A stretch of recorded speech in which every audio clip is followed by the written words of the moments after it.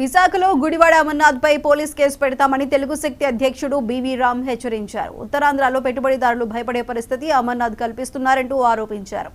CM Chandrababu ఉత్తరాంధ్రపై సవతి ప్రేమ చూపిస్తున్నారని అమర్నాథ్ వ్యాఖ్యానించడం సబబు కాదన్నారు.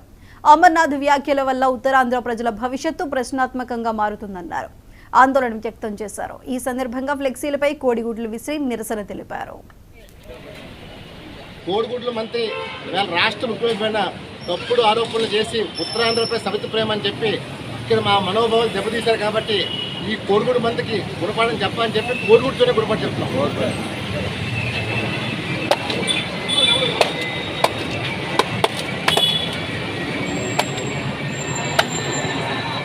చెప్పండి. ఎందుకంటే కోడిగుడ్ల మంత్రి రాష్ట్ర నేనే వచ్చి చెప్పులా కొడతాను నా కొడక అని చెప్పి మనం చేస్తున్నాను. ఎందుకంటే మా ముఖ్యమంత్రిని చంద్రబాబు నాయుడు గారు రాష్ట్రం కోసం ప్రజల కోసం పాటుపడే వ్యక్తిని నువ్వు ఎలా కించపరిచావు.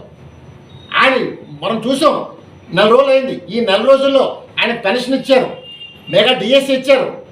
పోలీసులు ఒకటే చెప్పారు, నేను సీఎంని కాదు ప్రజాసేవకుని చెప్పారు, రెడ్ కార్డులు వద్దని చెప్పారు. మరి ఇంతగా వెళ్తుంటే, ఇంత ప్రజల మనిషిగా వెళ్తుంటే ఎలా మాట్లాడుతూ అడుగుతాను. అందువల్ల మేము గంట సేపు నిరీక్షించాం, అమరు వస్తానని చూసాం. మరి రానందుకు మేము కింద నిరసన తెలియజేయబోతున్నాం. అందువల్ల ఇక పైన అమర ప్రజల్లో తిరిగితే మాత్రం జనాలను ఒకటే పిలిపిస్తాను, చెప్పుగా ఒకటి పిలిపిస్తున్నాను. జై హింద్. అమర్ డెఫినెట్గా నువ్వు చేసిన దానికి శిక్ష అనిపించాలి.